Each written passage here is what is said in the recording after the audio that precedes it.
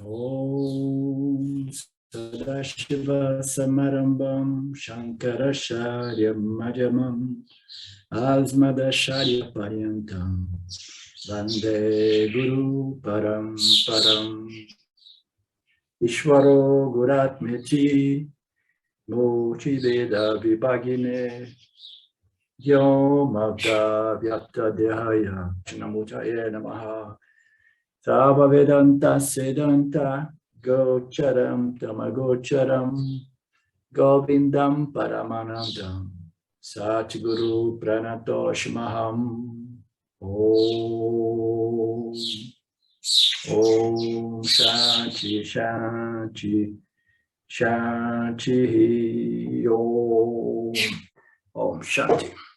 Welcome, bem-vindo todos. Então, nós vimos até o verso 60 e agora nós iniciamos dele mesmo. Então, ele diz, Arjuna, de fato, os poderosos órgãos dos sentidos podem precisar de uma melhorada, né? Então, eu disse que, de fato, os poderosos órgãos dos sentidos, né, eles podem dominar ou podem influenciar, né, entre parênteses, levar, forçar a mente até mesmo de um homem sábio, um homem que está fazendo o seu Shravana, Manana e Nididhyasana, né? Então, ele diz, em palavras literais aqui, né, da tradução do sânscrito para o inglês, do inglês para o português, de fato, os poderosos órgãos dos sentidos, esse foi um ótimo trabalho, uma ótima tradução da Luciana, mas ainda assim a gente pode, né, editar, de vez em quando, para gerar, né, produzir um sentido mais claro e redondo. De fato, os poderosos órgãos dos sentidos podem influenciar ou dominar, levar à força a mente até mesmo de um homem sábio que está se esforçando. Então, o esforço aqui denota que este homem sábio é um homem sábio que não ainda converteu este autoconhecimento em conhecimento emocional, autoconhecimento emocional. Ele não internalizou, ele não assimilou completamente, né?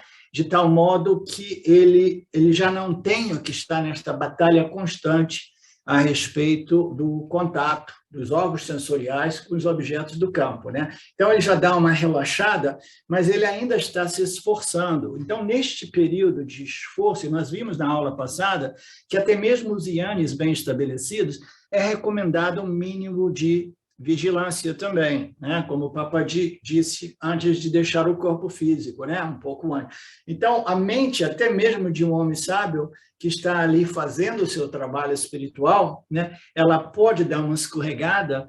Por quê? Por causa do poder dos órgãos dos sentidos, né? Por causa do poder de Maya, que produz essa ordem, produz o agente experienciador, conecta o agente experienciador com os 5 elementos através dos 5 órgãos dos sentidos e produz a dualidade, sujeito, objeto, em outras palavras, o experienciador e a experiência rapidamente se desenvolve no intelecto humano com aquilo que eu quero, o que eu não quero, gostos e desgostos, desejos e aversões, desejos e medos. Então, inevitavelmente, o indivíduo, vivendo nesse plano experiencial, ele vai desenvolvendo gostos e desgostos. Esses gostos e desgostos começam a dominar o indivíduo, né? E ele, mesmo que ele esteja fazendo esse trabalho, ainda assim, existem resquícios de gostos e desgostos que são ainda muito fortes, e eles podem causar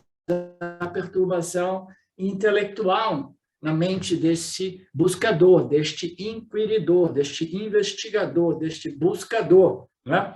Então, esta é um verso dedicado, né, às pessoas que estão no processo de estabilizar-se na consciência como consciência, na existência como existência e reivindicar a sua natureza plena, de modo que os órgãos dos sentidos já não são vítimas, né, desta força gravitacional que Maya impõe a todos os Jiva-Atmas, né? O mundo está lá, ele brilha, ele cintilha como fosse ouro, ele cintilha como se fosse realmente uma fonte de resolução, uma fonte de realização, uma fonte de satisfação permanente, uma fonte de felicidade que talvez possa se tornar permanente. Então, esse mundo projetado por Maya e Ishvara é realmente um truque difícil para o Jiva-Atma vencer ou se livrar, né? ou não cair na armadilha. Né? Por quê? Porque é uma ignorância cósmica, ela é universal, é sempre sem início, ela sempre existiu, embutida na projeção.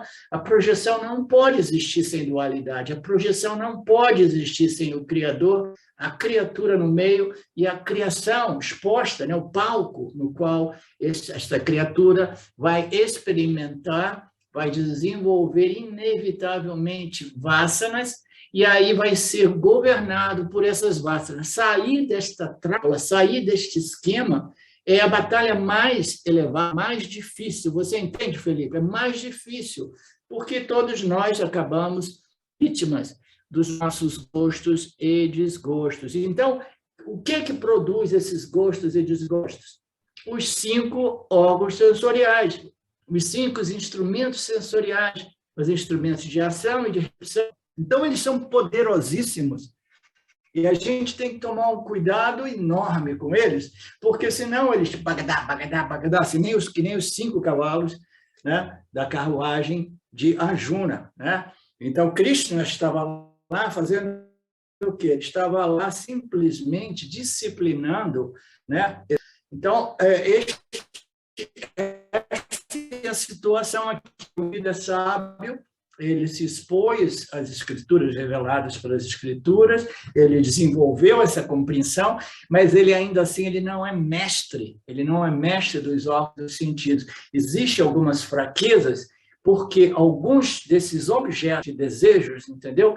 Eles ainda são profundamente arraigados e eles são capazes de serem mais fortes do que o discernimento e a discriminação desse indivíduo sábio que está no caminho da estabilização na consciência como consciência. No momento que ele reivindica, ele internaliza, a assimilação, internalização é sinônimo de conversão do autoconhecimento intelectual no autoconhecimento emocional, ou a conversão deste conhecimento a respeito daquilo que eu sou, na transformação do modo o qual eu experimento a mim e experimento o mundo. Né? Então, a assimilação, a internalização é sinônimo de conversão do autoconhecimento em força, saúde mental, emocional, psicológica, né?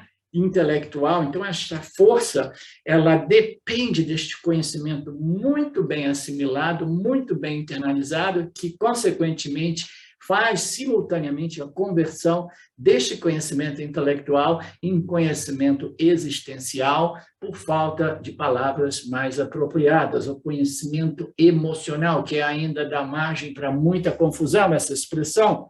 Né?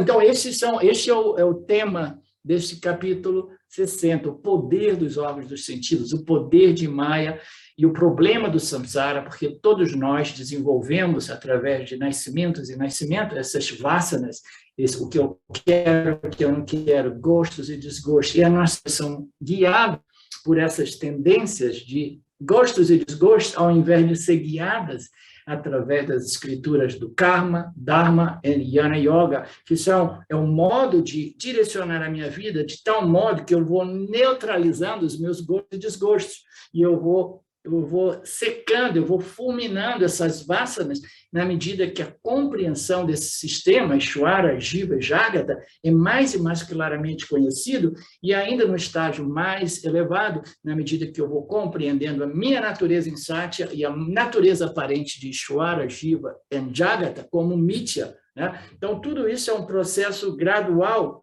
e que requer esforço, sim, esforço de quê? De disciplina, que é o tema desses versos no final do capítulo 2, ok? Alguma questão ou dúvida a respeito desta introdução? Esse é um tema que eu tenho repetido muito frequentemente para a gente compreender o sistema, né? E compreender o modo, através do qual, né, os meios através dos quais, né, a gente ainda assim cai, a gente ainda assim se torna fraco diante de determinados objetos de desejos que são mais fortes do que a nossa discriminação, mais fortes do que a nossa compreensão, mais fortes do que o meu conhecimento bem assimilado, né? Então, alguns objetos de desejo, eles podem, sim, por causa do poder deles, dominar e arrastar a mente do indivíduo neste processo, entendeu? Apesar de todo o esforço. Então, isso é importante a gente compreender também, para que a gente não se sinta inadequado, a gente não se sinta, putz, caí nessa de novo, dei uma outra escorregada, dei uma vacilada.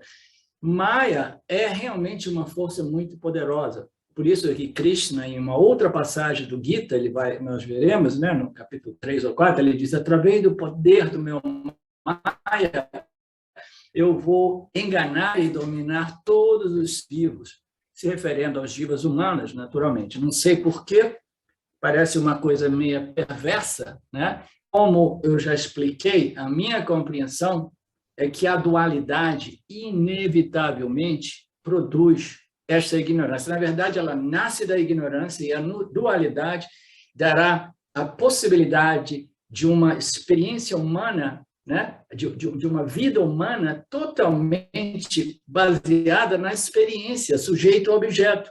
E é inevitável que cada um de nós desenvolvamos aquilo que eu quero, aquilo que eu não quero, aquilo que eu gosto, aquilo que eu não gosto, principalmente depois de viver numa cultura, toda ela, né? Você está banhado, né? Afogado nessa ignorância, e você vai pegando, né? os objetos de desejo, que são bons ou ruins, de acordo com cada cultura, e a gente vai sendo programado a viver escravo desses ragas and dveshas, desejos e aversões. Somente a escritura pode gradualmente desenvolver a nossa compreensão. A compreensão é força, a compreensão é discriminação, é discernimento, é a capacidade de dizer não a determinadas coisas antes que eu seja arrastado nas correntes do samsara. Sim, Renato? Ok, bom te ver de volta. Obrigado, professor. Bom dia a todos. Então, aqui Krishna disse que a regulação dos sentidos não é tão fácil, e nós sabemos disso. Mais difícil a gente vai ver aqui, mais para frente, é o controle ou regulação, a disciplina dos pensamentos, porque os pensamentos são ainda mais sutis, né? O controle dos sentidos não é fácil, e nós devemos aprender duas lições. Uma é que se ele falhar inicialmente, não precisamos nos sentir culpados, ao mesmo ponto que eu estava enfatizando, porque esses órgãos dos sentidos, o poder de Maya, a qualidade, né, é muito poderoso, que até mesmo uma pessoa sábia, uma pessoa elevada, uma pessoa espiritualmente, né, avançada, purificada, ela é fadada a dar umas escorregadas, a falhar na tentativa, e, portanto, a gente não precisa se sentir inadequado, a gente não precisa se sentir mal, né? Mas, neste momento, o Krishna quer ensinar outra lição importante também. Poderosos requer muita disciplina, muita alerta, muita vigilância. Portanto, por um lado, devemos saber se falharmos, é humano falhar, a gente cresce através dos nossos erros, a gente cresce através das nossas falhas, dos nossos escorregões, né? A gente sabe, a gente tem uma compreensão, nós do Vedanta Brasil temos uma compreensão ótima desse sistema, e a gente sabe o quanto eles são fortes, o quanto algumas dessas ignorâncias são vinculativas ou vinculantes, né? Então, a gente tem que ser gentil, nós precisamos ser gentil com nós mesmos, né? Mas é um processo, né, realmente que requer uma disciplina, uma compreensão e uma generosidade, né, uma gentileza com nós mesmos, mas que não seja uma gentileza excessiva, que nos permita dizer, é assim mesmo, o Maya é muito poderoso, tudo bem, tá? Não é exatamente assim, né? É sempre uma via do meio, né? Krishna quer ensinar uma outra lição. Alerta quanto ao o que falhamos, o que falamos, o que ouvimos, o que fazemos, né? O que movemos em relação a todos eles, né? Então, ele está dizendo a disciplina sensorial é o primeiro passo aqui, tá? É o mais, os órgãos de sentido, eles são mais densos do que a disciplina dos pensamentos, né? E nós iniciamos pelo mais denso, pelo mais fácil. Portanto, Krishna diz que os órgãos dos sentidos são poderosos, eles são como uma vara de bater, né? A vara de bater usada para bater a coalhada. É derivado da palavra, da configuração, eu ia tirar isso, acabei deixando. Vara de agitação muito poderosa. O que é a vara de agitação? Um órgão dos sentidos é uma poderosa vara de agitação. E quantas varas de agitação nós temos? Então, para fazer, nos velhos tempos na Índia, para fazer a qualha, né? Eu penso que a palavra seja a qualha. Onde é que está? A coalhada, né? A coalhada. Então, para fazer o iogurte deles lá, o curd deles, né? Eles usam uma vara, e essa vara vai agitar, e aí vai produzir um determinado fenômeno que o leite vai acabar virando a coalhada, né? Então, diz, essa vara é poderosa, né? E nós temos 5 dessas varas. É uma analogia que eu não disse antes, né? Em tudo que eu li e ouvi do Swami Paramarthananda, ela está aí. Eu não considero ela uma das ótimas analogias, mas ela é relevante também. Nós temos 5 modos de produzir esta agitação que irá produzir determinados fenômenos, né? Transformar a nossa mente satívica numa mente rajásica e tamásica, né? Produzir, né, reações emocionais violentas, etc., etc. Elas podem, sim, agitar a mente e causar perturbações violentas, como somos perturbados por uma pessoa usando uma palavra. Aí ele dá um exemplo prático, né? Um dos órgãos dos sentidos é a audição e a fala, né? Elas são conectadas, né? Você ouve e a palavra, o ruído, o som, né? Ele entra pelo ouvido, né? E as palavras dos outros também chegam até nós, né? Da parte do outro, as palavras do outro é um órgão, é um instrumento de ação. Da minha parte, eu estou ouvindo o que Marcelo está me dizendo e eu estou usando o órgão da audição. Então, as palavras entram, né? E a gente tem que ficar cuidado. Primeiro que eu não quero me expor, né, com palavras que possam causar uma perturbação mental. Por exemplo, se eu sei que o Marcelo gosta de me ofender, né, eu vou começar a me afastar do Marcelo um pouco, né, Marcelo? Você sabe, se eu começar a me afastar, é porque eu sei, não, eu notei que o Marcelo ele tem o poder de me insultar, né?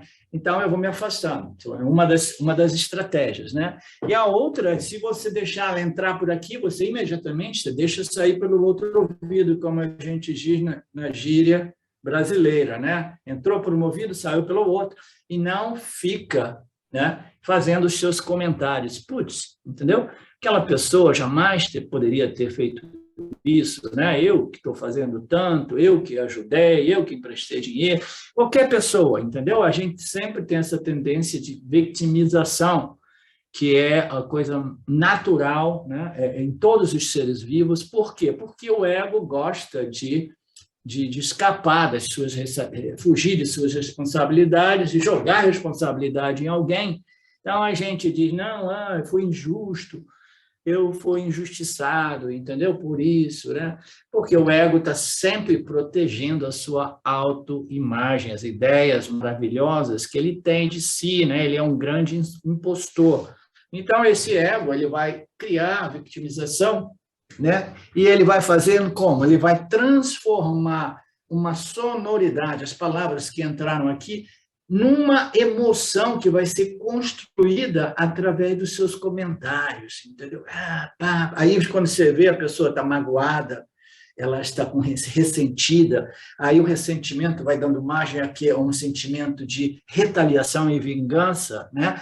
Aí, quando você vê, a pessoa está profundamente perturbada. Eu lembro do meu tempo de garoto já né, adulto, né, 20 e poucos anos, etc., eu não era uma pessoa extremamente deprimida, mas caía numas depressões. Quando acontecia alguma coisa que tinha um impacto negativo na minha mente, às vezes eu ficava preso nesses comentários, nessas interpretações, né? E aí aquilo ali me levava num buraco, né? de depressão sutil, né? De me sentir assim, assado, eu não me sentia bem, eu não compreendia porque eu não me sentia bem, mas a vida é injusta comigo, as pessoas são injustas. Eu ficava naquilo ali, eu me lembro que tinha um período que eu dizia assim, eu sei, isso aqui vai durar 3 dias, vai durar 3, 4 dias. Eu já sabia que ia durar, não sei por que eu sabia, mas eu estava fazendo isso durar com os meus comentários, entendeu? Me envolvendo com todas aquelas coisas, e naturalmente a vássana de inadequação era ali presente, que facilmente, né, absorvia uma palavra, né, meia torta daqui, meia torta dali, e a pessoa, eu me sentia, né, vitimizado, tratado mal, etc., etc., né? Então, essa é o controle, né, daquilo que são os 5 órgãos sensoriais, e nesta passagem o Swamiji fala do problema da fala e da audição, que nós precisamos ficar muito atentos, né? Ele diz que esses 5 canais sensoriais podem tirar a sua atenção do Vedanta. Esses 5 canais sensoriais, eles podem tirar a nossa atenção das aulas de Vedanta no final de semana, né? Porque você ouve uma coisa, né? Você vê o seu telefone fazendo plim, plim, plim, e aí alguma coisa acontece, ou você sente um cheiro de queimado que está vindo do vizinho ou da sua cozinha, qualquer desses canais sensoriais, eles vão nos distrair, né? Nos distrair. Então, a gente precisa ficar atento.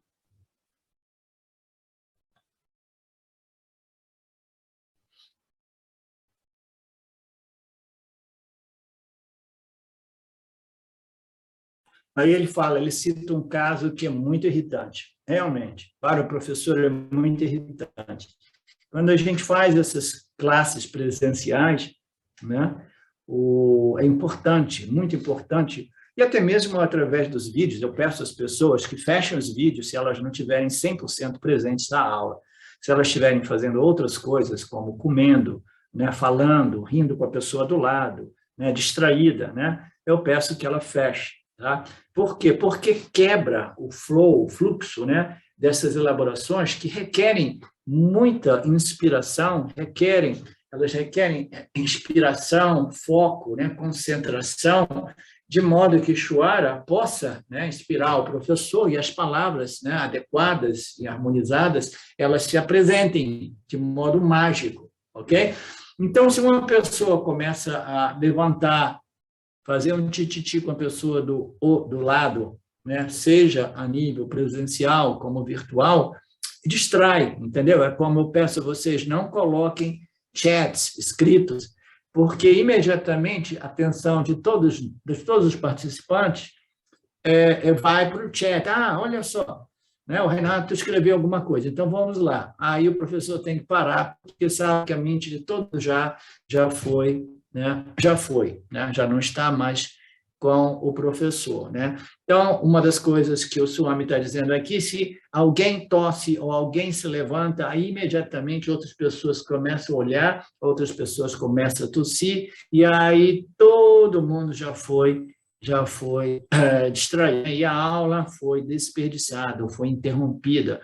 Uma palavra pode nos perturbar, um som pode nos perturbar, um cheiro, né?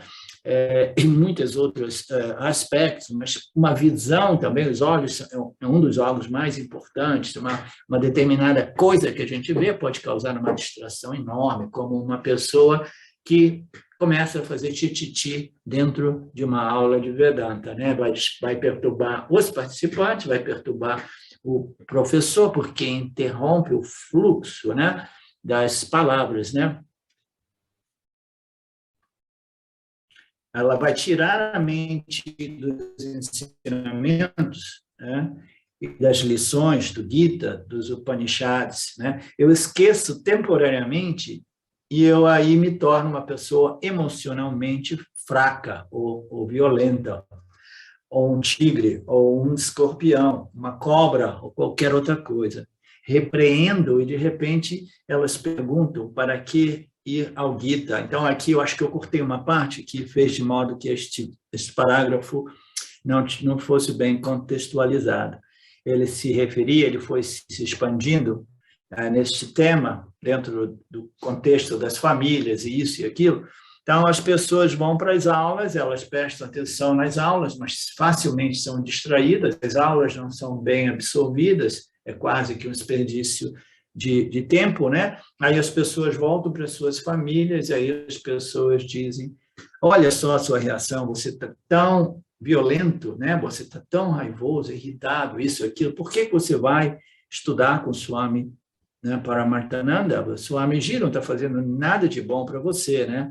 Por quê? Você está raivoso, você se tornou um animal violento agora, né? Para que voltar para essas aulas do Swami Paramarthananda? Para que voltar para fazer os estudos do Gita nos finais de semanas com o professor, né? Ainda bem que o Felipe tem a esposa dele que diz assim, não, você tem que ir, porque se você não for, você acaba virando um animal violento, né? Ela força ele aí mesmo, né? É um apoio, né, Felipe? Aí o que acontece? Aí a família vai acabar criticando o guru, o professor, né? Este é um outro problema. Se as pessoas não realmente prestam atenção e assimilam, né, e internalizam, mantêm os órgãos dos sentidos bem controlados, pelo menos durante as classes, né? Tem pessoas que dizem assim, não, eu ouço depois. Quando ouve depois, a possibilidade de assimilação é muito mais reduzida, porque ouve em determinados ambientes, muitas vezes, sem essa energia do grupo e, muitas vezes, com a interferência de outras pessoas naquele ambiente, e muitas vezes elas ouvem de modo acelerado, elas botam para 1.25, 1.5, porque ela tem mais o que fazer. Você conhece essa, Luciana, de ouvir acelerado? Você já fez essa? Confesso que eu já fui ver professor. Sim, mas então, é por quê? Porque você já não está num ambiente propício para o estudo e assimilação desses ensinamentos. Você já está sob pressão, sob estresse. Eu tenho tantas outras coisas para fazer e eu vou jogar 1.5 para reduzir a aula para 1h15, né? Mas a mente ela já não está receptiva, ela já não está satírica, entendeu? Então, eu falo sempre que as pessoas perdem a oportunidade de estarem presentes no final de semana porque é diferente. Não, depois eu ouço quando eu estiver dirigindo no trânsito, quando eu estiver no engarrafamento. A mente estará totalmente dividida, entendeu? É um ambiente que não é realmente um ambiente adequado. É melhor assistir essas aulas, né, no meio do estresse do dia a dia, com a velocidade 1.5, do que não assisti-la. Pelo menos alguma coisinha, talvez, possa ser positivo, né, naquele formato estranho, né? Tipo leitura dinâmica. Tipo leitura dinâmica. Portanto, se não estivermos atentos, né, com os órgãos dos sentidos, a mente será afetada, ela pode se tornar turbulenta. E se a mente se tornar turbulenta, o Vedanta, tudo aquilo que a gente ouviu, não foi assimilado devidamente. Por quê? Porque eu saí das classes imediatamente a minha mente estava perturbada e eu me tornei violento em minhas reações, ou irracional, né? Eu comecei a trair, como eu costumo colocar, é como se você estivesse traindo aquilo que você sabe, porque o ensinamento não foi devidamente internalizado, porque no início de tudo isso é a capacidade de foco, é o controle desses estímulos, né? Desses impulsos sensoriais, que a gente tem que ser o mestre deles, dizer, não, agora não. É hora do Gita, é hora da nossa classe. Eu quero todo o meu foco, toda a minha atenção durante essas 2 horas, né? Com intervalo, etc. Então, esta atmosfera é importante, esta compreensão da importância, né, da disciplina e regulação dos órgãos sensoriais. para que o Vedanta seja assimilado e possa me transformar. Então, a gente passa para o outro file. O professor, o Nisargadatta é aquele... File seguinte. Agora é o 60-64. O Nisargadatta é o que ele fazia quando ele falava para a família dele, né? Que ele subia lá para o quartinho e falou, agora não quero ser interrompido por nada, né? Tem a ver com isso daí, né? Sim, sim. A gente tem que criar quality time. Quality time, os tempos que a gente tem, no dia a dia, quase sempre eles não oferecem uma qualidade, né, suficiente para o estudo das escrituras, né, porque é cheio de agitação, estresse, preocupação, pressão, né, obrigações, né, deveres, e a mente está sempre, né, sobre essas pressões, esses estímulos, né? E neste final de semana, né, como todo final de semana, a gente tem a oportunidade de dedicar realmente, né, aquelas 2 horas na parte da manhã, como se fosse o Nisargadatta, dizendo, aqui ninguém entra, aqui ninguém me interrompe, aqui ninguém me distrai, tá?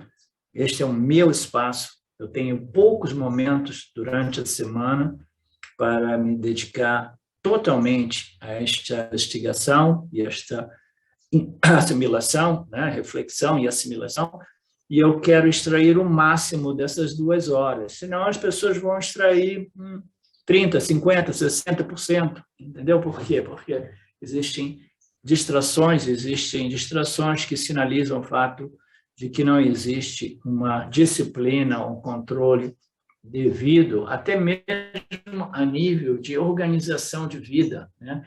A nível de estilo de vida que eu tenho que ver, eu tenho que viver um estilo de vida mais satírico, né? Mesmo que eu comece a ganhar menos dinheiro, e dentro desse estilo de vida satírico eu tenho que produzir alguns momentos na semana onde o meu ambiente deve ser absolutamente satírico. Por quê? Porque eu vou estudar as escrituras, eu vou participar das aulas, etc., etc., né? A gente tem que criar um meio ambiente adequado para tudo isso. Então, a beleza do Gita. Então, Krishna está lidando com 2 tópicos, como nós sabemos, né? Um é o Jnani, né? O Jnani que compreendeu tudo a nível intelectual, e o Jnani que converteu o conhecimento intelectual num conhecimento que transformou a sua vida, né? Um conhecimento que se espalhou tanto para o corpo causal, tanto quanto para o centro emocional do indivíduo, de tal modo que o Jnani ele é disciplinado naturalmente, é discriminativo naturalmente, né? E quando os eventos da vida, né, entram através dele, apesar da sua disciplina, né? Porque a gente não pode remover o mundo vai sempre estar atropelando a gente, chegando até a gente. A gente precisa desse conhecimento, tentar regular essa interação com o campo, né? Tentar evitar associação com rajas e tamas, né? Com esses ambientes que são mais perigosos, né, para quem quer cultivar e estabelecer uma mente mais satírica, né? Então, a associação, o estilo de vida, apesar de tudo isso, né, nós temos a situação que esse indivíduo, ele tem o conhecimento intelectual, ele precisa converter este conhecimento em força, saúde mental, emocional, né? Então, aqui, este Chitra Pranya Lakshanani significa o comportamento natural ou características de uma pessoa que converteu esse ensinamento. Nós vimos isso extensivamente nas aulas anteriores.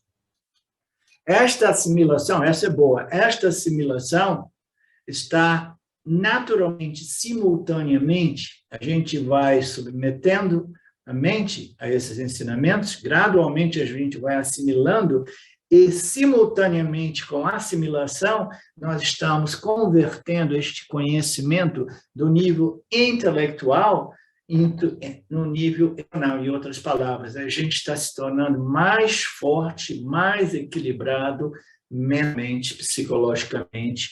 Por quê? Porque a conversão ela é feita simultaneamente com a assimilação. E, naturalmente, para tudo isso, a gente precisa dessas sadhanas de disciplinas dos órgãos dos sentidos, né? Como ele se comporta, a gente já sabe, né? Mas o fato é que o primeiro objetivo é desenvolver essa mente forte. As pessoas têm, no mundo espiritual, quase todos os círculos espirituais, as pessoas têm o hábito de ver os efeitos e tentar obter os efeitos sem abordar a causa. Isso se vê em todos os níveis de expressões espirituais, círculos espirituais. Por exemplo, quais são as características do Jnani dentro do âmbito do Vedanta? É assim, assim, assado. Então, tudo que eu tenho que fazer é ser forte emocionalmente, ser forte psicologicamente, mentalmente, entendeu? Qual é o sintoma? O sintoma é esta força, esse equilíbrio. Então, o que eu vou trabalhar? Eu vou trabalhar em força e equilíbrio, né? Mas como é que você vai trabalhar? Como é que você vai produzir força e equilíbrio sem abordar o problema fundamental, que é a ignorância, e aplicar o remédio para neutrar a ignorância, que são os conhecimentos revelados nas Escrituras, né? Entre eles, as disciplinas, o que a gente pode fazer para regular essas regulação, né? A regulação desses órgãos sensoriais, ela precisa ser feita principalmente através das escrituras, que desdobram a mente, a lógica, né? O racional por trás do desequilíbrio e descontrole emocional. Então, não, agora eu vou ser forte, agora eu vou ser equilibrado. Por quê? Porque eu descobri que uma pessoa sábia, uma pessoa iluminada, uma pessoa realizada, ela se compõe assim. Você jamais consegue produzir a causa através da imitação do efeito, entendeu? O efeito é um produto, é um subproduto de uma transformação na causa, tá? Na causa. Então, a gente vê isso de todo lado, as pessoas tentando trabalhar nos efeitos. Um exemplo típico disso é o conceito de que o aqui e agora, o poder do agora, estar presente, vai resolver. Então, eu vou forçar a minha mente a permanecer no aqui e agora. Permanecer no aqui e agora, que é uma coisa que sempre foi dita, né, no início dos tempos, né? Permanecer no aqui e agora é um efeito de uma causa. A causa para não permanecer no aqui e agora, que significa de evitar a projeção, né, antecipação, as preocupações e as lembranças do passado, aquela coisa, né? Evitar aquilo ali depende de uma certa qualidade mental que só é possível através do autoconhecimento, mas as pessoas não. O poder do aqui e agora. Eu vou por aí, assim, às vezes eu vejo o livro das pessoas lá, em português aqui, o poder do aqui e agora, é tudo bobagem, entendeu? Quase tudo ali é bobagem. Serve para inspirar as pessoas a fazerem um esforço, mas não é um instrumento que permita às pessoas se transformar realmente, entendeu? Porque a menos que a causa seja muito bem abordada e que o remédio seja prescrito e que o remédio seja aplicado, né, constantemente, sistematicamente, a causa não vai ser neutralizada, a causa não vai ser removida, e qualquer que seja o esforço seu, o esforço nosso para permanecer no aqui e agora, ou imitar o comportamento do Jnani, fracassará absolutamente.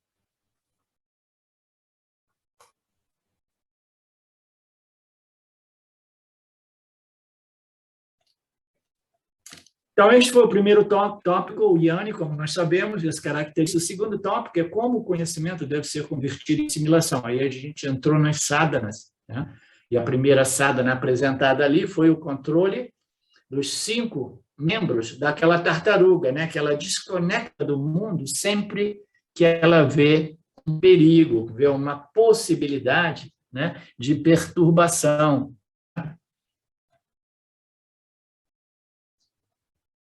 Primeiro, o conhecimento deve ser adquirido apenas de uma maneira, e esse método é Shravana Manana Nityasana, ok? E você precisa de um guru, né? As pessoas têm uma resistência enorme ao professor. deve ouvir as escrituras de um guia, de um guru, de um professor competente. Não existe outro método para receber esse conhecimento.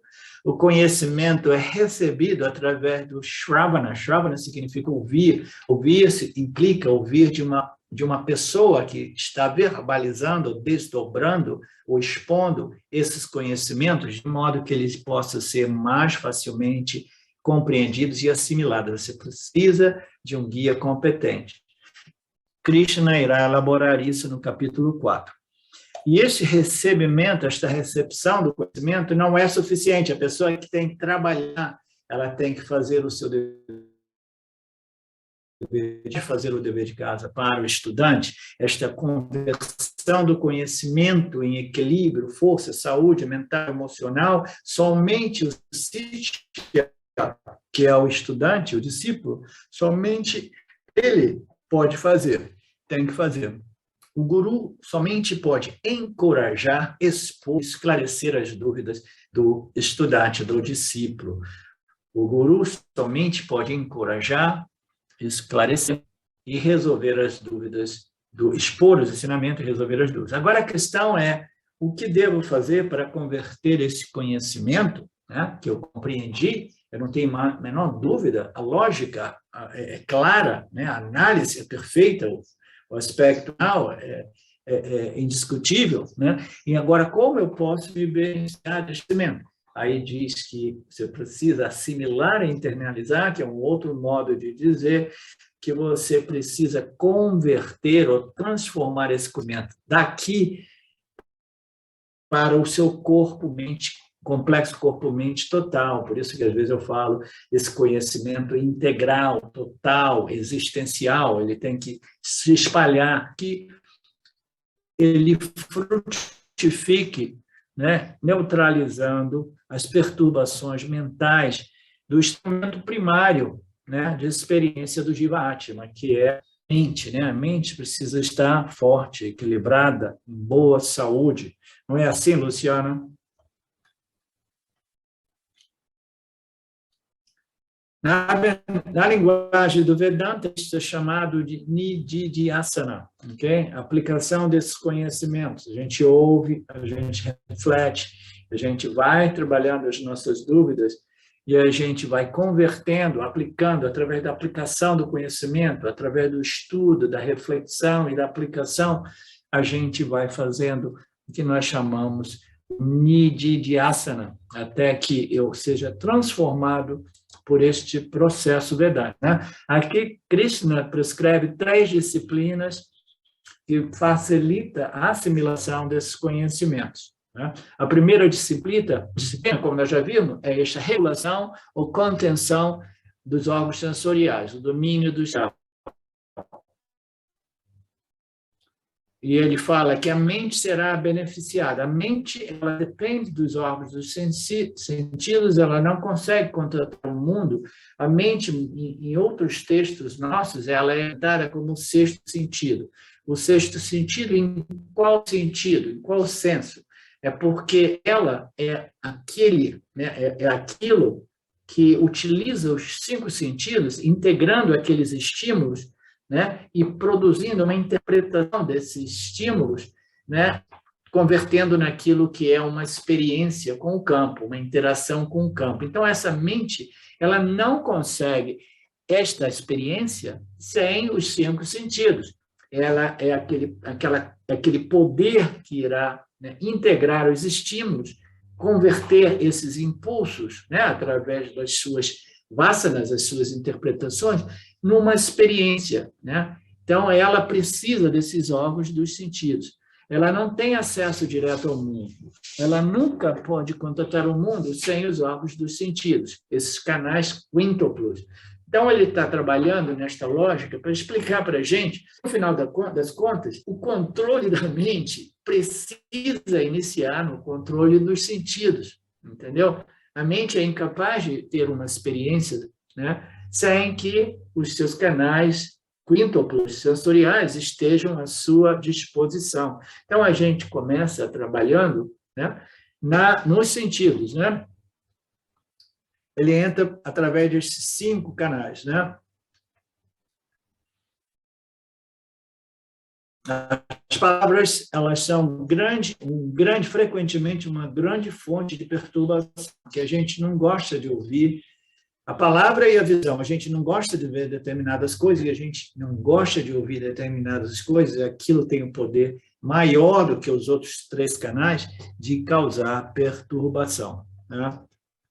Então, esta força mental, esta assimilação, essa mente equilibrada, né, esses ensinamentos que precisam ser assimilados, internalizados para produzir essa transformação, né, é como sementinha, né, que no início precisa ser protegida. E aqui ele apresenta uma outra analogia, o Swami, dizendo que é como um piso. Você vai fazer um cimento queimado, né, e no início você sabe que o piso está fresco, ele não está acabado e ele precisa ser protegido até que ele se torne sólido, né? Tem o piso feito com cimento aqui, que eu fiz alguns trabalhos de pisos de cimento, né? Cimento queimado, como eles dizem, né? Você tem que esperar até 48 horas, né?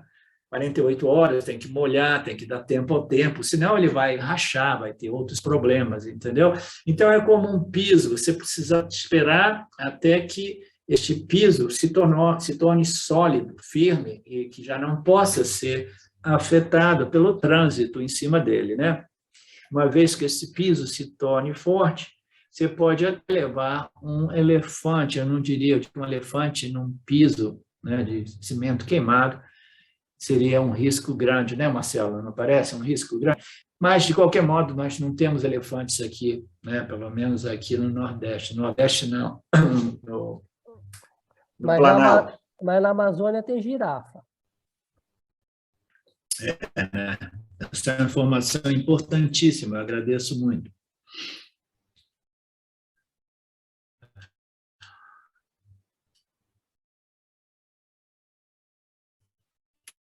Para evitar esses problemas, é melhor a gente ficar de olho nos órgãos dos sentidos, para não deixar eles saírem por aí ou o mundo entrar para eles, né? Ele vai através dos nossos órgãos de ações e o mundo vai entrando através dos órgãos de recepção, a gente, mas isso não significa que a gente fuja do mundo, que a gente ande por aí com os olhos fechados, né? Ou que a gente coloque um tampo no ouvido, né? Uma venda, quando eu comecei a meditar, às vezes eu usava essas estratégias, fechar os olhos, botar uma coisa no ouvido, porque eu não queria que nenhum desses estímulos pudesse me distrair. Eu não entendia bem o que eu estava fazendo, mas parecia que ajudava.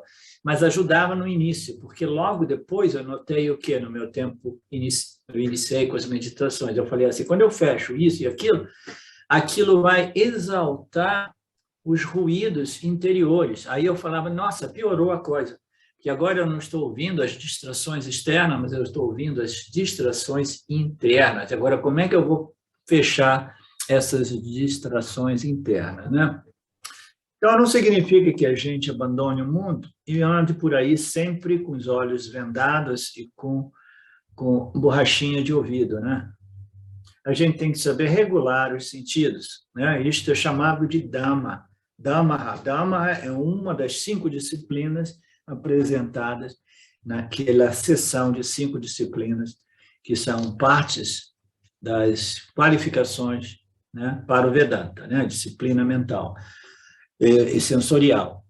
No verso 60, Krishna diz que este exercício não é tão fácil, porque até mesmo os sábios, os bem dedicados, ainda assim, eles são vítimas, eles são sujeitos, né, ao fracasso, neste sentido. Mesmo uma pessoa que valoriza a contenção sensorial, uma pessoa que valoriza a disciplina, né, que valoriza esses ensinamentos, uma pessoa que se esforça, né, se for negligente por um momento ou outro, o que ocorre? Ela dá uma vacilada, aí uma vasana assume o controle, né?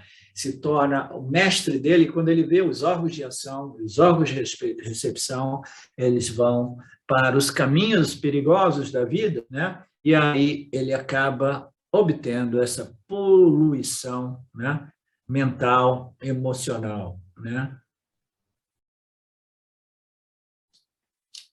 E aqui, mais uma vez, ele fala sobre esta passagem filosófica no Ramayana, onde citava muito com o Rama, que é o Brahmananda, que é a verdade espiritual. Marisha, o veado dourado, tinha um veado dourado, representa a atração sensorial. Imagina um veado dourado, né? As pessoas, que beleza, que maravilha, né? Isso é o que eles apresentam filosoficamente no Ramayana. Sita estava... verdade. Marisha, o veado dourado, representa a atração. Sita está naturalmente com Rama. Apesar de Rama estar por perto, em um momento, Sita também ficou fascinado pelo veado dourado. O veado dourado representa os objetos do mundo que muitas vezes têm uma força de atração monstruosa para o Jiva Atma, né? Tem algumas coisas que... não, essa realmente, né, é de um fascínio, é de uma atração, é de uma beleza, né? Eu acho que este objeto realmente talvez possa me resolver. Então, o veado dourado tem o seu próprio poder de arrastar a mente, e o resultado final é permanentemente, pelo menos Sita perde Rama por um longo período de tempo, né? Seria até interessante ler este texto, né? Então, ela perdeu a associação com o Rama por um período de tempo. Rama é um dos avatares, né? Então, a Sita se distraiu por um momento, apesar da companhia constante de Rama, e a questão fez de modo que ela perdesse o contato com Rama, a associação, por um longo período de tempo. Rama representa o quê? As escrituras e o Ananda espiritual decorrente desses conhecimentos bem estabelecidos, né? Da mesma forma, embora Atma esteja conosco o tempo todo, o veado dourado do mundo pode me prender no samsara. Portanto, eu preciso estar alerta. Nós vimos, então, tudo isso até aqui. Alguma questão a respeito dessa passagem? Alguma dúvida? Professor, tem no YouTube o desenho, né, que é o filme do A Lenda de Rama, é legal de assistir. Eu já assisti várias vezes com a minha filha, inclusive. Toda essa história que você está comentando. Manda para a gente. Manda para a gente o link, por favor. Mas não aqui, manda depois no Facebook ou no e-mail, no e-mail não, no WhatsApp, talvez seja melhor, no WhatsApp, onde o Marcelo, né, ele posta. Você tem acesso? Você está naquele grupo, Renato? Tô. Então, nós passamos ao verso 61, né? Após termos visto que até mesmo uma pessoa sábia, que se esforça, que estuda, que contempla, ainda assim pode ter os seus momentos de fraqueza, e esses momentos de fraqueza podem causar, né, o samsara, perturbação mental, emocional, psicológica, né? Tendo restringido, verso 61,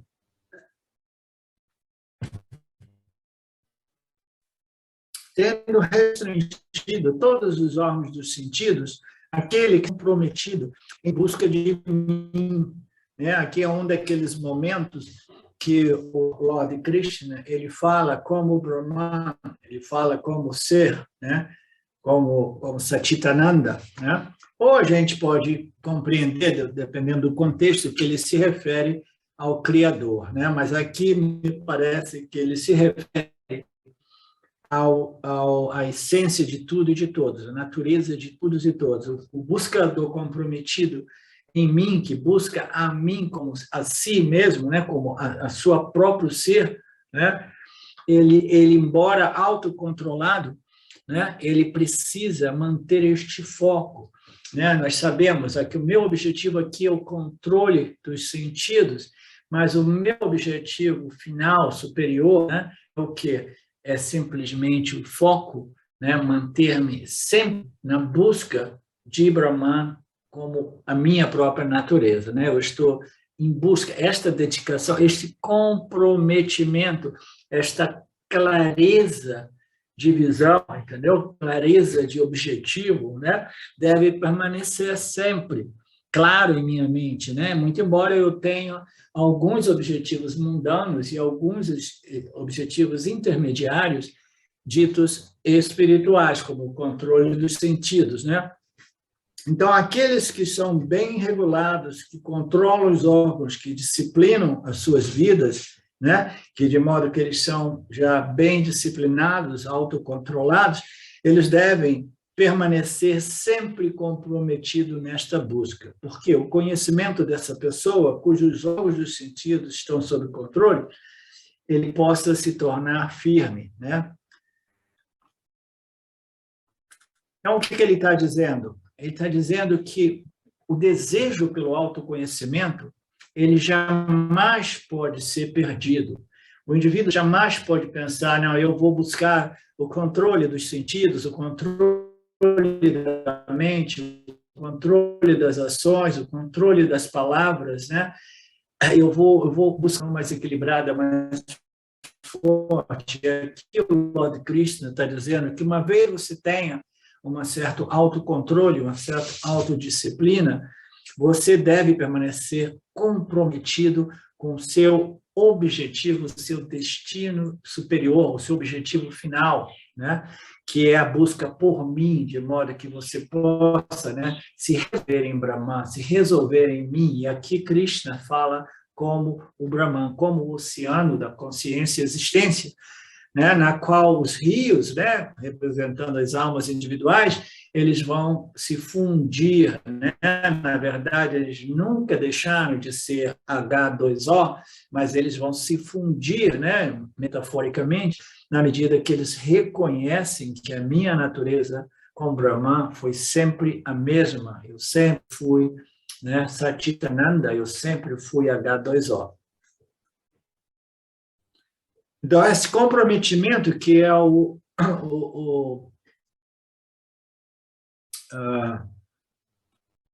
olha, como é que me fugiu essa palavra? O desejo intenso pelo autoconhecimento, mumukshutva. Mumukshutva deve estar presente. Esses outros desenvolvimentos dessas qualificações, né? Discriminação, despaixão, disciplinas disso e daquilo, devem estar permeadas por este desejo pelo objetivo final e este desejo, né? Este comprometimento, né? Eu estou aqui para fazer esse percurso final, total, integral, nesta encarnação. Este comprometimento é apresentado aqui como o mais importante, né? Vocês já me ouviram dizer diversas vezes que este desejo firme, intenso, né, pela verdade, por reconhecer a sua natureza em Brahman como Brahman, ele precisa estar presente, né? Porque o conhecimento dessa pessoa, cujos órgãos dos sentidos estão sob controle, ele assim se torna firme, né? Ele se torna firme na medida desse desejo, esse comprometimento com a verdade, o comprometimento por essa busca, né, seja absolutamente isenta de qualquer possibilidade de ruptura, digamos assim, entendeu?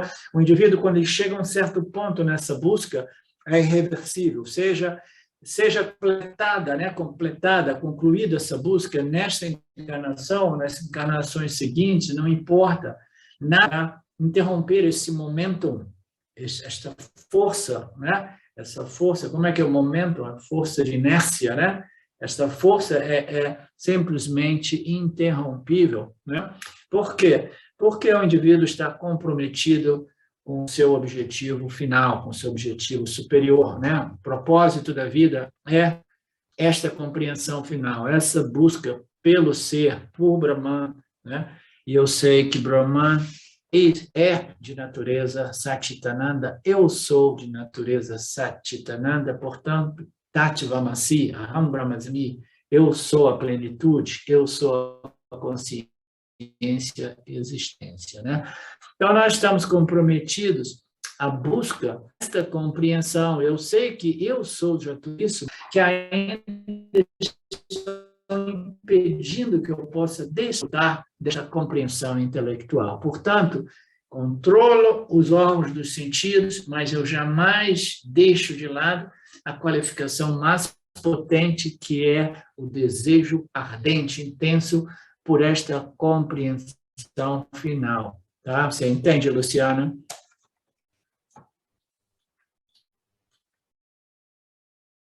Portanto, Krishna aconselha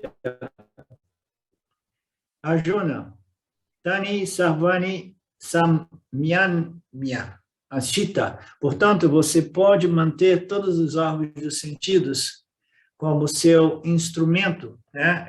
Sabemos que a mente não pode ter uma experiência sem os instrumentos, os 5 cavalos da carruagem de Arjuna, né? Mas você jamais deve ser escravizado pelos 5 cavalos. Imagina se Arjuna estivesse ali e Krishna não estivesse na rédea dos 5 cavalos, né? Então, os cavalos se tornariam mestres e Arjuna seria escravizado, ou seria totalmente à mercê dos desejos desses 5 cavalos, né? Então, é uma analogia muito bacana, né? Uma metáfora muito bacana desses 5 cavalos, são os 5 órgãos dos sentidos. Nós precisamos ser os mestres, né? Desses órgãos 5 dos sentidos. Jamais podemos deixar que eles sejam os mestres. Caso contrário, a minha vida vai ser um constante, né, fluxo de prazeres e dores, porque os meus órgãos de sentidos, né, guiados por as minhas vasanas, irão conduzir a minha vida.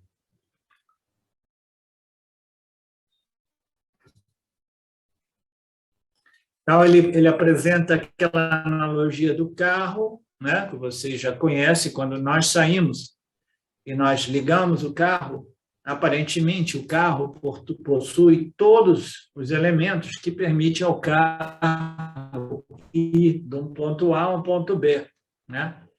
Agora eles estão começando a criar alguns carros, né, inteligentes que possam ser programados, aí você não precisa nem de guiar o carro, né?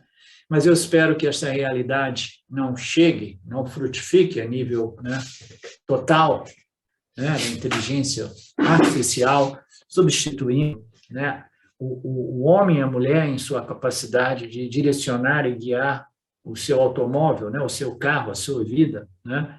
No momento que a inteligência artificial puder cuidar de tudo, aí nós somos praticamente vulneráveis, né, à robotização. Nós não somos mais necessários. As nossas disciplinas, as nossas vigilâncias, o exercício, né, nosso, desta liberdade de escolha e de regulação e de guia da minha vida, se torna secundário ou indistável. É uma situação muito perigosa, né? Então, nós estamos dirigindo o carro, as rodas vão fazer o percurso, o motor vai mover o carro, e o que eu estou fazendo, né? Eu estou fazendo simplesmente o mais importante, eu estou direcionando o carro, né? A roda e o motor não decidem a direção da minha vida. Enquanto eu levo o cachorro para passear, ele deve ser guiado por mim, mas existem cachorros que são grandes e fortes que podem, né, arrastar os seus donos, os homens e as mulheres, né? E aí, nesse caso, o dono se torna um escravo do cachorro, né? Da mesma forma, os órgãos do sentido são como esses cães fortes, né? Nós devemos liderá-los, mas muitas vezes eles nos conduzem, esses órgãos dos sentidos. Portanto, a disciplina é importante para que nós não permitamos que isso aconteça. E nós queremos fazer isso através de quê? Não da supressão, não da repressão, né? A repressão, ela não funciona, logicamente, ela é um desastre, né? Porque ela vai conter uma força, né? E não abordá-la do ponto de vista racional, né? Para neutralizá-la ou cancelá-la através da compreensão. E mais cedo ou mais tarde, né, aquilo ali é como um vulcão. Você vai suprimindo, um dia ele explode, né? Então, na supressão, eu sigo porque alguém me disse que a supressão funciona, né? Mas eu não consigo realmente conter aquela força, né? Porque ela se torna mais forte do que eu, porque suprimida, ela não desaparece, ela permanece potencialmente, e às vezes ela vai ganhando mais força, mais desejo, né? Ok. Aqui a restrição, regulação, é baseada na minha compreensão, do meu entendimento, da minha vontade. Vontade e compreensão, em outras palavras, a minha força de vontade e a minha compreensão. O conhecimento e a força de vontade, como eu digo sempre, são aliados, eles precisam ser aliados para que a gente tenha sucesso em cada um dos estágios neste processo de qualificação e elevação espiritual, né? A negação forçada é a supressão.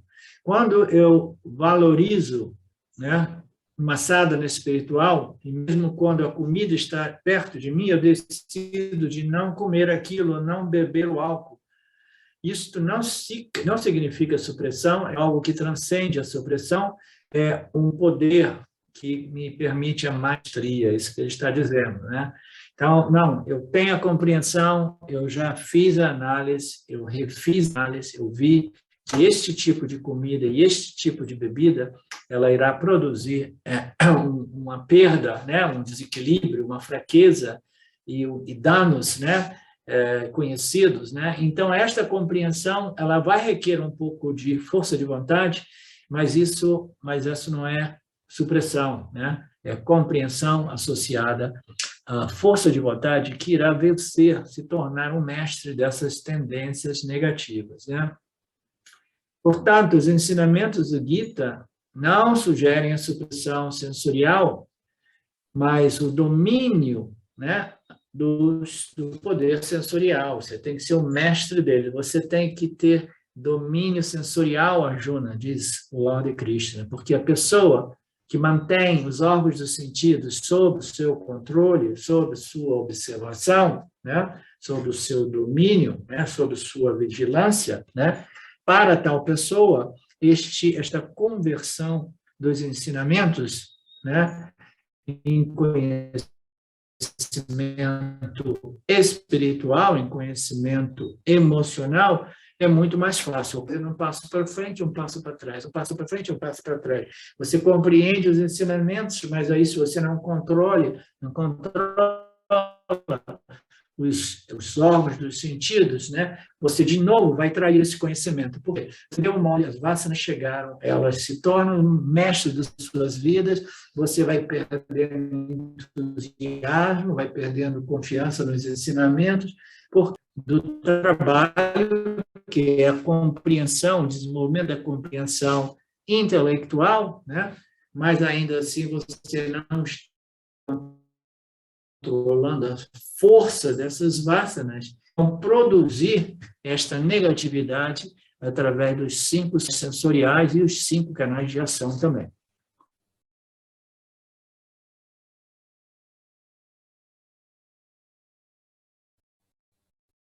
Ele coloca nessa passagem este conhecimento intelectual que se manifesta como conhecimento espiritual. O conhecimento espiritual é assimilado muito rapidamente quando você tem controle dos sentidos. Vedanta torna-se cada vez mais significativo esses ensinamentos. Aí se tornam relevantes, significativos. Aí eu quero mais, aí minha confiança e o meu desejo, o meu amor, o meu bhakti, né? A minha devoção, o meu comprometimento vai aumentando, porque eu vou vendo que isso funciona, que isso, em realidade, é a única solução para a problemática humana, né?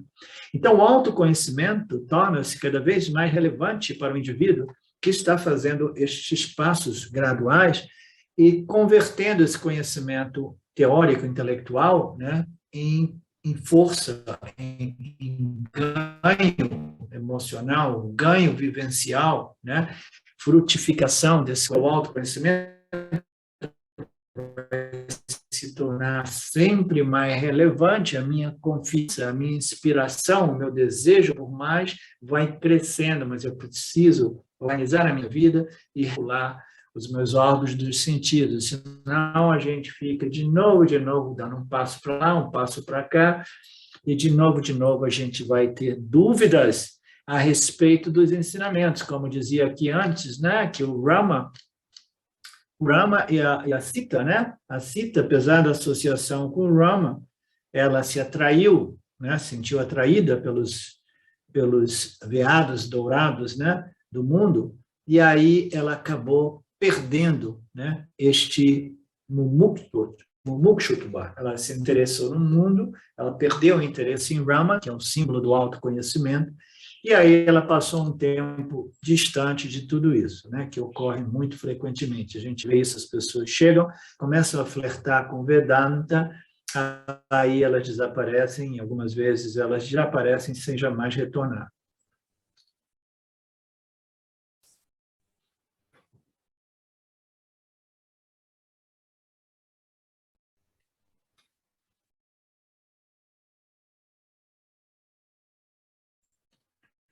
Ok, assim foi dito sobre o controle sensorial, que é Dhamma.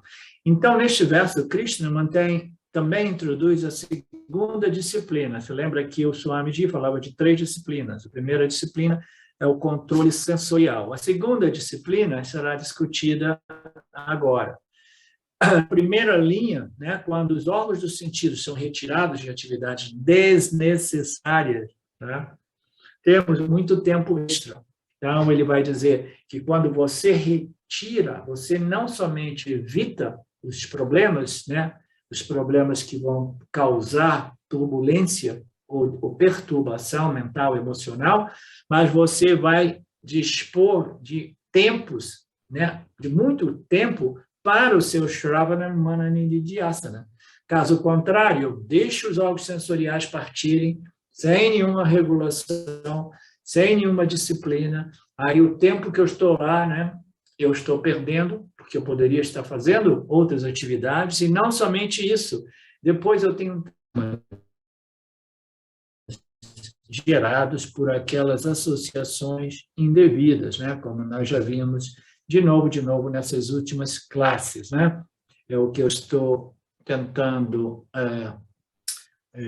elucidar com essa história de um passo para frente, um passo para trás, um passo para frente, um passo para trás é você arregaçar as mangas da camisa e ir lá lidar com os conflitos, com os karmas, com as encrencas, né, como a gente diz, né, derivadas de falta de disciplina, falta de discriminação, discernimento. Aí você deixa os órgãos sensoriais seguirem os desejos vinculativos das vasanas e depois, né, tem que lidar com os karmas, né? Então, a gente vai perdendo tempo, né? Então, a segunda aspecto, né, é que o tempo que a gente perde em tudo isso poderia ser usado de modo muito mais eficaz, né, com o seu Shravana, Manana e Nidhyasana, né? E Lui faz um exemplo aqui que é muito comum no tempo ali do Swami. Esse Gita é um Gita que ocorreu alguns anos atrás, não o Gita, essa exposição do Swamiji, não foi a mesma exposição que eu me apoiei para a exposição que eu fiz do Gita 4, 5, 6 anos atrás. Esta é uma exposição que foi transcrita, mas foi uma exposição que ocorreu 5 ou 8 anos atrás, ao invés de 20, 25 anos atrás. E ele falava aqui sobre o problema dos seriados de TV, né, que as pessoas ficam amarradas, né, surfando na televisão. E eu coloquei aqui uma versão mais recente, eu fiz uma edição dizendo fica para outras pessoas surfando na internet. Surfar significa me distrair, eu fiz algumas edições. Como surfar no mar, por exemplo, né? Quando não temos nenhuma dessas, meu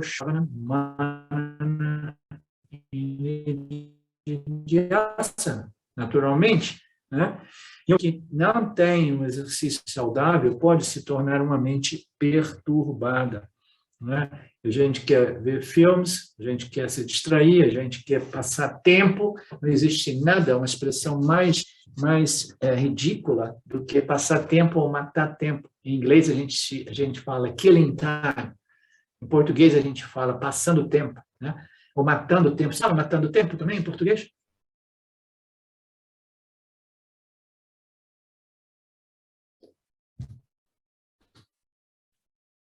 Não, é passar tempo, né? As duas. Ok.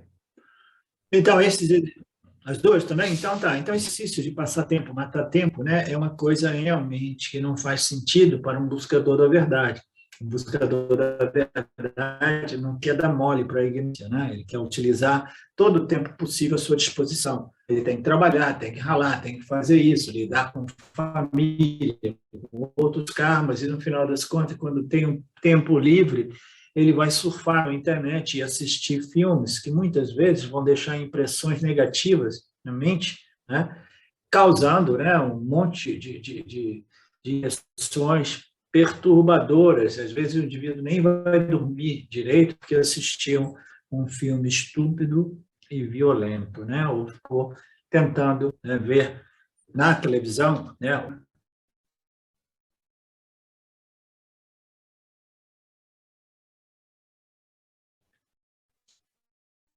Uma mente que não tiver um exercício saudável, agora a gente está falando do controle da mente, vocês já notaram, agora o segundo aspecto, a gente está entrando a mente, os órgãos sensoriais é uma coisa, agora é uma mente, quando os órgãos sensoriais, e ela não vai deixar os órgãos sensoriais matar tempo, passar tempo, porque ela quer ficar focada nesta busca, né? Neste objetivo final, que é a busca do autoconhecimento e da libertação do samsara, né? Então, ela não se torna, ela não pode, né, deixar os órgãos dos sentidos, né? Ela pode, então, se ela não fizer um bom exercício saudável da sua discriminação, ela pode se tornar uma mente vulnerável, né? Por quê? Porque uma mente ociosa, você sabe, é a oficina do diabo. Então, essa expressão, não sei se é bem usada em português, talvez seja, é assim mesmo a expressão em português. Essa expressão em português, ela me lembra de uma passagem do meu tempo, né, nos ashras lá do Osho, né? Ele colocava todo mundo para trabalhar no ashram, e ele dizia, não, porque se você não trabalhar, sua mente ociosa vai causar encrenca para você. Ela vai começar, né, a ficar imaginando isso e aquilo, e quando você vê, você está criando problemas, né, para você e para os outros, né? Uma mente ociosa é a oficina do diabo. Portanto, Krishna adverte, evitando atividades desnecessárias, você ganha tempo extra, utilize esse tempo extra para se debruçar sobre mim. Ele fala assim, volte para mim, contemple em mim, até que você seja um comigo mesmo, que você compreenda Aham Brahmasmi. Você precisa estar debruçado nessas escrituras, nesses ensinamentos. Utilize todo o tempo extra à sua disposição para completar esse trabalho, né? E você possa reivindicar a sua natureza como revelada nas escrituras dos Upanishads. Portanto, né, Mat Paraha significa deter-se neste ensinamento, ser associado aos ensinamentos, e naturalmente a um professor competente. Permaneça focada em mim. Então, mim indica duas coisas. Uma é Krishna, como Saguna Ishvara, e o outro é Krishna, como Nirguna Ishvara, né? Nós veremos nas passagens do Gita, às vezes Krishna fala como Saguna Ishvara, né? O Lorde deste universo aparente, e às vezes ele fala como Nirguna Ishvara, que é Brahman, que é o substância de Ishvara, Jiva e Jagata.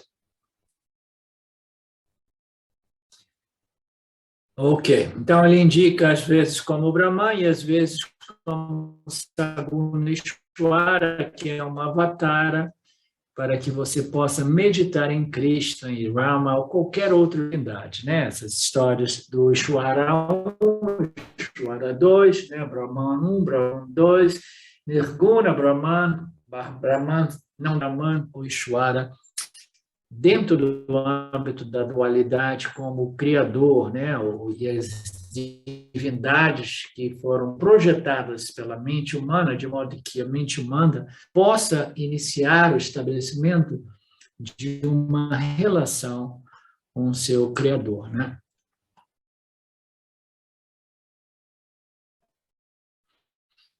Ou você também pode meditar em Krishna como Brahman, como seu próprio Atma, né?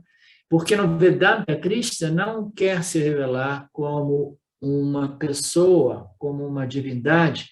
No Gita, né? No Bhagavad Gita, Krishna se revela como o próprio ser de todos os seres. Ele se revela exatamente como o Brahman, por isso o Gita é uma escritura de moksha, né? É uma escritura de karma, dharma e moksha, uma escritura completa, porque ali Krishna se estabelece como o Brahman e ele estabelece o fato de que o Jiva Atma é Paramatma, o ser de todos os jivas, né? De todos os seres sencientes nesta ordem aparente. Mesmo no Gita, Krishna se revela apenas na forma de... Mesmo no Bhagavatam, Krishna se revela apenas na forma para os golpes. É por isso que os próprios golpes declaram, né, na Kalu Gopikam Mandano Bhavan. Okay. Linhas maravilhosas falam sobre os golpes. Krishna, você é filho de uma pessoa em particular, mas quem é você? Aquila, eu sou, você é o eu interior de todos. E é esse Krishna, Paramatma, que é revelado no Gita, né? Então, nesses outros textos, né? Deve ser uma outra Purana que eu não conheço, chamado Bhagavatam, né? Então, ali o Krishna, até mesmo ali, que deve ser um texto, uma escritura não tão, né, puramente, né, permeada por Jnana Yoga, mas até ali mesmo, o Krishna é apresentado, embora apresentado na forma de informa para os golpes, ainda assim ali ele é dito ser o eu interior de todos, né? E é esse Krishna, o Paramatma, que é revelado no nosso Bhagavad Gita, né? É esse Krishna que está sendo prescrevendo, que Krishna está prescrevendo neste verso, como eu havia apontado no início dessa aula de hoje, que parecia que ele se referia mais ao Nirguna Brahma, Nirguna Krishna, né? Portanto, Matpara significa ver em si, você realiza eu em você, você em mim, em si mesmo, como o único ser, o próprio Atma, o próprio ser de todos os seres sencientes, né? Então, faça este Atma, Dhyana, meditação no ser de Krishna como Brahman. Se você não conhece este ser, então você irá fazer Krishna Dhyana como pessoa, né? Então, são os dois níveis de contemplação de Nididhyasana Vedantina. Se a mente não é sutil, né, suficiente, sutilizada, né, purificada, você então faça o Nididhyasana em Krishna como uma divindade, como um avatara, como uma pessoa que vem, né, a este mundo para elevar, né, a humanidade como um todo. Portanto, Krishna diz que com disciplina,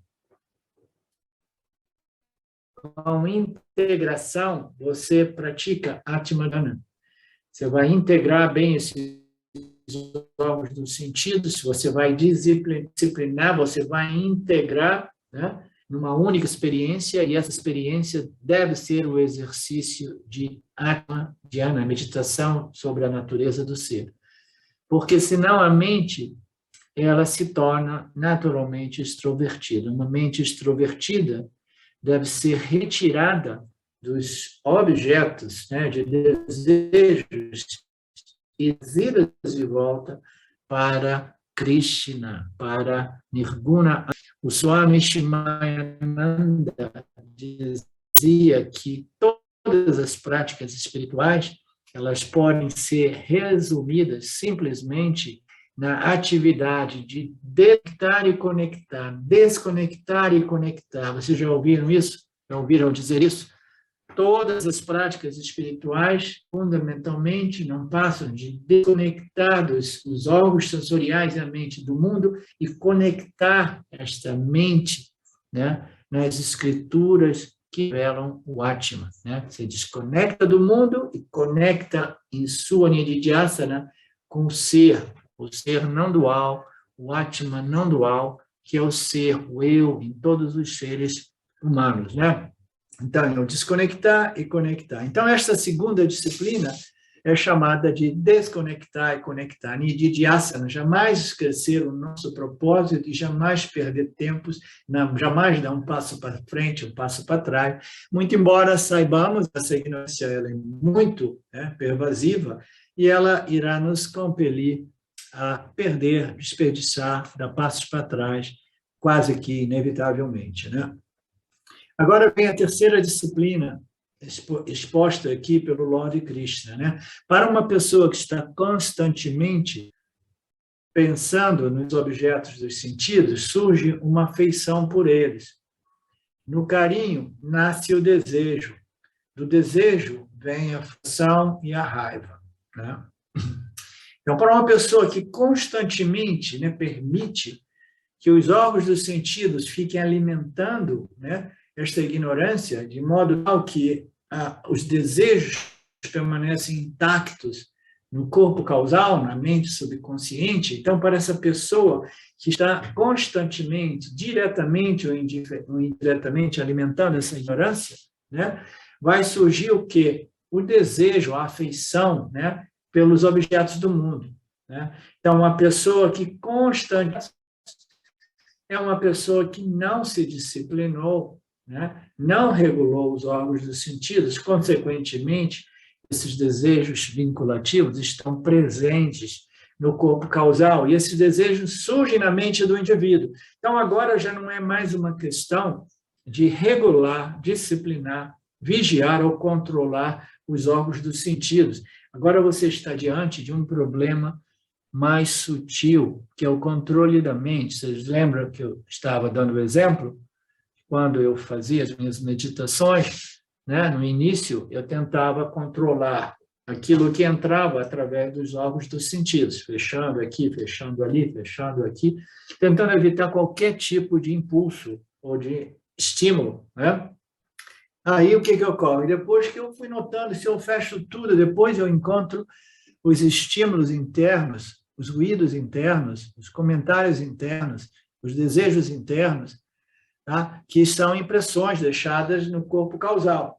Né? Então, eu estou lidando com um outro problema agora, que eu não consigo, né, fechar, né, a passagem do corpo causal, dessas vássanas, para a minha mente consciente. Então, toda essa ignorância, ela surge na mente consciente e agora eu tenho que lidar com o controle da mente. Antes eu tentava lidar com o controle dos sentidos, agora eu tenho que encontrar com o controle da mente, eu lá, né, disciplinar, né, de um certo modo, mas ainda assim existem muitos desses desejos por esses objetos devido às minhas interações durante essa vida e outros nascimentos, e elas estão ainda depositadas no corpo causal, e eles ficam aparecendo, né, pipocando na minha mente consciente como desejos e aversões, ok? Então, como eu vou lidar com isso, né?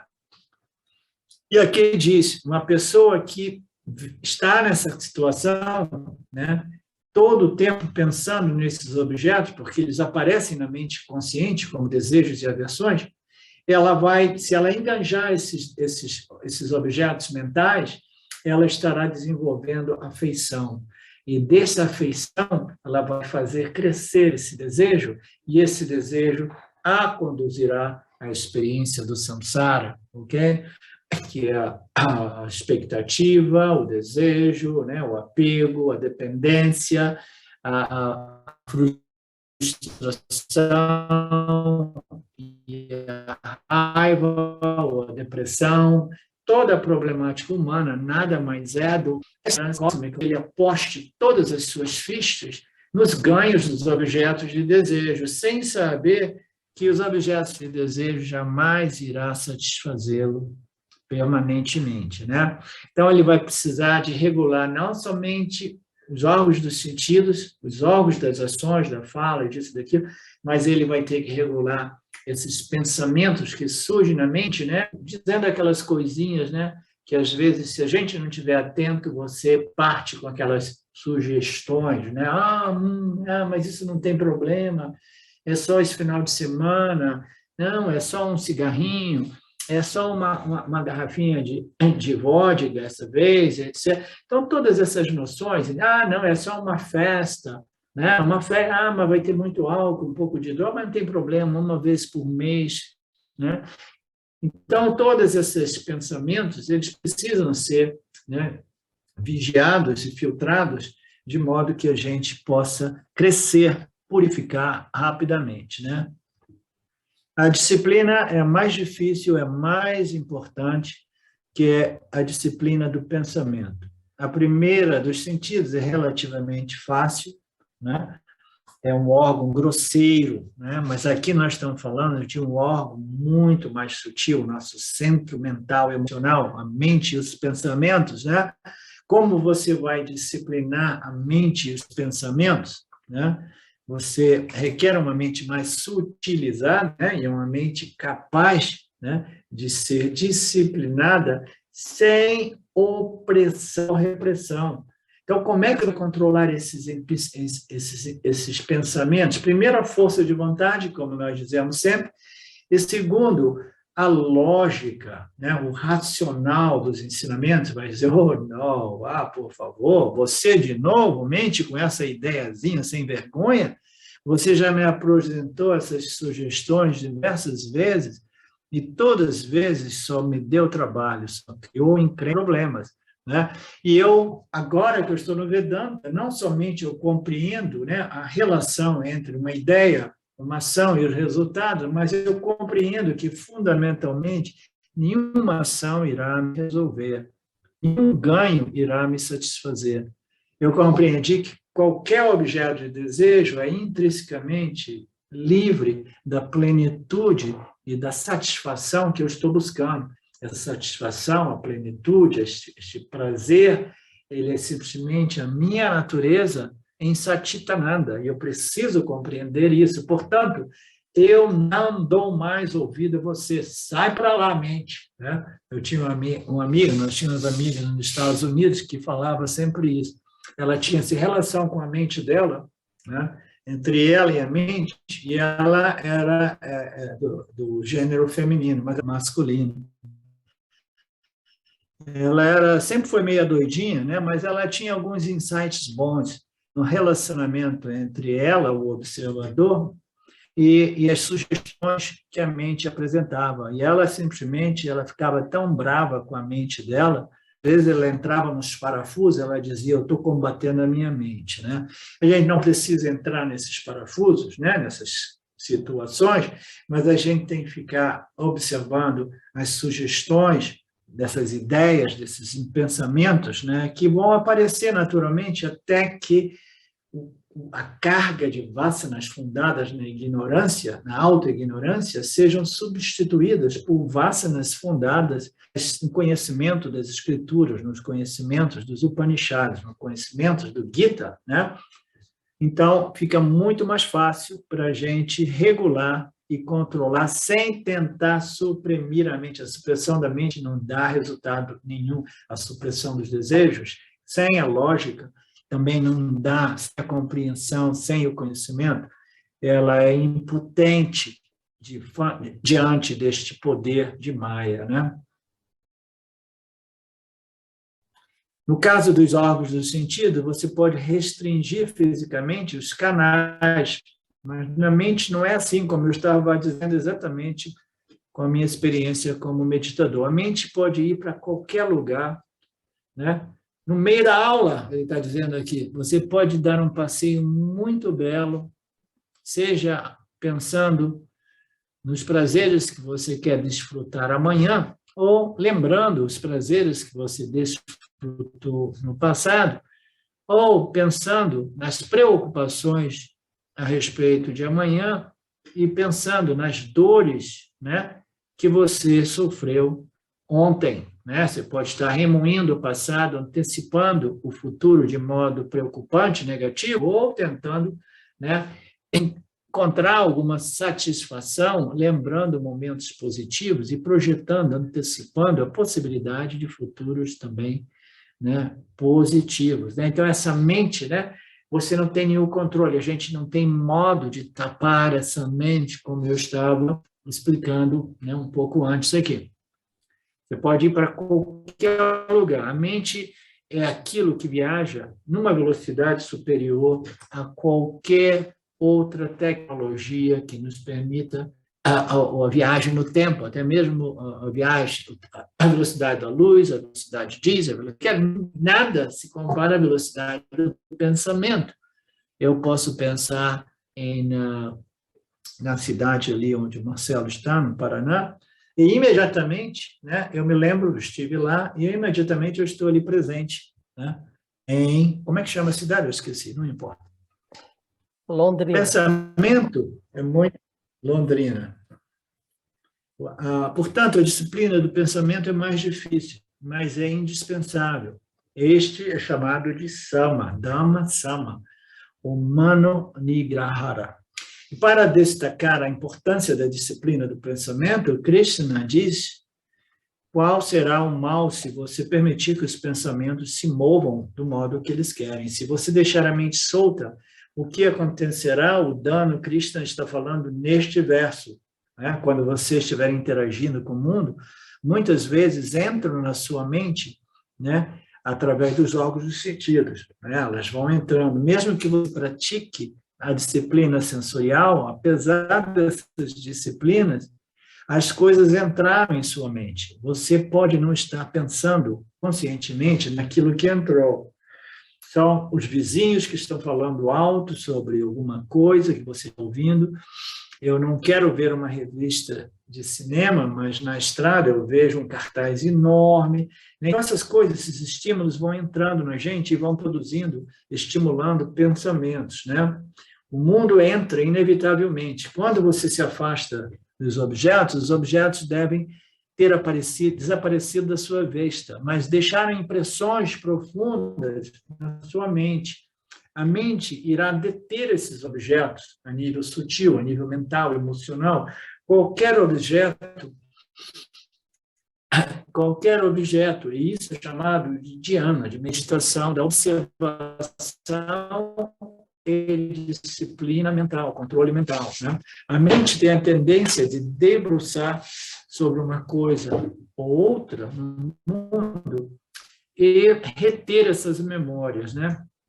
Então, esta disciplina é chamada de Visaya Dhyana, e o interessante é que Ishvara Dhyana é extremamente fácil, enquanto que esta meditação, enquanto que em Visaya Dhyana, somos todos especialistas. Né?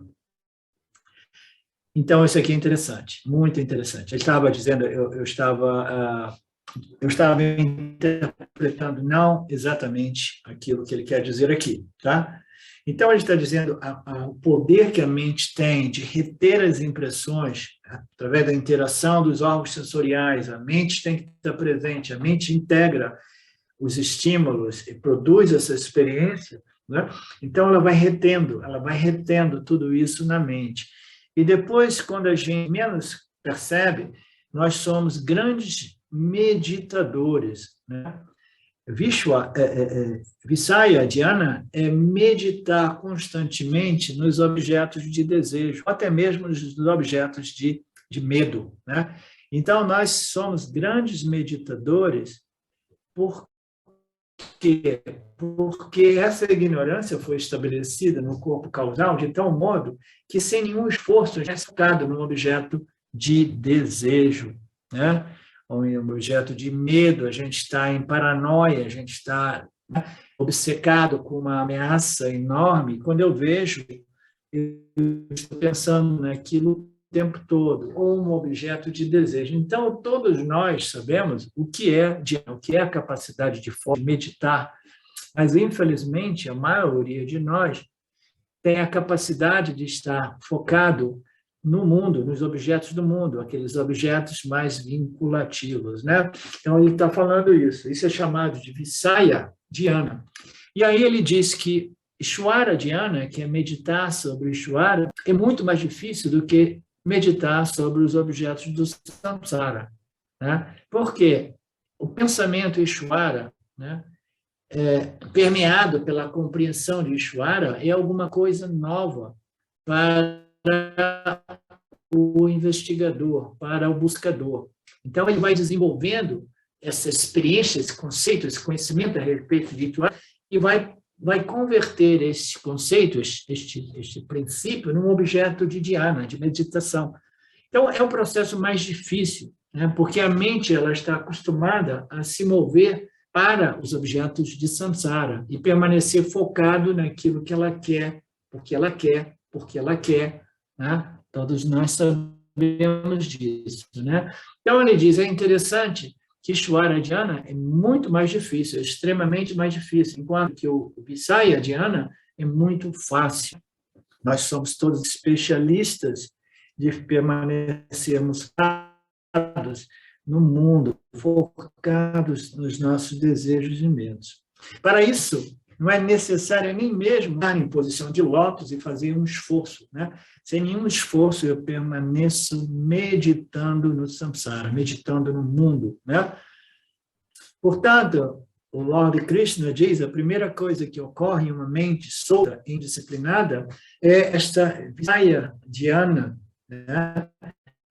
Visaya significa objetos dos sentidos, né? E dhyana significa meditação. Então, eu vou permanecer meditando nesses objetos dos sentidos, né? Eles deixaram impressões mentais e emocionais, elas são como se diz, filed, arquivadas como objetos de desejos e objetos de medos, né? Objetos de como se diz, medos, desejos e indiferenças. Objetos de indiferenças não têm um poder energético muito forte, né? Mas de desejos e medos, eles são registrados. Aí, dependendo das circunstâncias, aqueles objetos predominam e a gente tem um poder de foco enorme a respeito desta Visaya Dhyana, né? Que significa meditar, foco nos objetos do samsara, os objetos mentais, as impressões deixadas pelos objetos após a minha interação com o mundo. De acordo com Vedanta, neste nível, a pessoa não deve suprimir, ou reprimir, ou fugir, né? ou qualquer outra coisa. Neste nível, a pessoa deve usar discernimento e perguntar se vale a pena ficar pensando em tudo isso, né? Então, o discernimento, e esse discernimento precisa ser muito bem embasado nas lógicas, né? Nas análises apresentadas pelos ensinamentos, né? Se a gente não tivesse material, essa base, né? Esta database, como é que se diz database? Database? Banco de dados. Se a gente não tivesse esse banco de dados, a gente tem dificuldade de fazer esse discernimento, essa discriminação. Esse banco de dados, você já analisou as suas experiências, a sua experiência a nível mental, emocional, sob a luz desses ensinamentos. Então, esses ensinamentos são completos, né? São muito, muito completos, e aí eu vou relembrando de tudo isso e fazendo o meu discernimento, perguntando, questionando, será que eu quero realmente, mais uma vez, cair neste truque de Maya? Eu começo a questionar se é saudável realmente, né? Eu ficar meditando sobre este objeto de desejo, né? Todos nós sabemos o que são objetos mentais de desejos, objetos de desejos mentais. Será que vale a pena a gente ficar contemplando e meditando? A gente vai criando um monstro, como a gente diz na expressão americana, né? Você cria um monstro quando você começa a contemplar num determinado objeto, aquele ali vai ganhando força, de repente ele se torna um monstro e ele te controla, ele te domina, ele te engole, né? Então é por aí. Não é saudável fantasiar em torno a esses objetos, você precisa ser alerta e inteligente, lembrando os ensinamentos, né? Porque o primeiro pensamento é sempre fraco, mas ele vai ganhando força na medida que a gente fica meditando nele, né? É muito fácil distrair a mente do primeiro pensamento. O primeiro pensamento, como chega, você fala assim, não, eu vou pensar um pensamento oposto, né? Eu vou pensar um pensamento absolutamente oposto em termos, né, qualitativo, né, deste pensamento. Né? Um objeto de desejo, eu penso agora nas escrituras do Gita, né? Então, é muito fácil você desviar aquele pensamento antes que ele se torne um monstro. Mas quando ele se torna um monstro, aí desviar a mente, né, daquela meditação, né, se torna mais difícil. Né? Então, é isso que ele está dizendo aqui. Então, esse pensamento vai continuar na mente como uma onda fraca e com a ondulação ela se tornará uma onda poderosa. Então, é mais ou menos isso. Eu vou fazer uma marca aqui. A gente dará continuidade ao Gita, iniciando daqui. Marcelo, você marca também, caso eu me confunda. Ok? A gente se vê semana que vem. Namastê. Boa semana para vocês. Que estas aulas do Vedanta encontrem continuidade durante a sua semana, produzindo tempo de qualidade para esta contemplação, esse estudo, este Nididhyasana Vedanta, ok? Om Purnamada Purnamidam Purnamudachyate Purnamidam Purnamadaya Purnameva Vashishate Om Shanti Shanti Shanti. Thank you, Lord. Obrigado a todos vocês, obrigado ao Felipe, obrigado a Luciana. E a gente se encontra semana que vem, Ishvara permitindo. Namastê.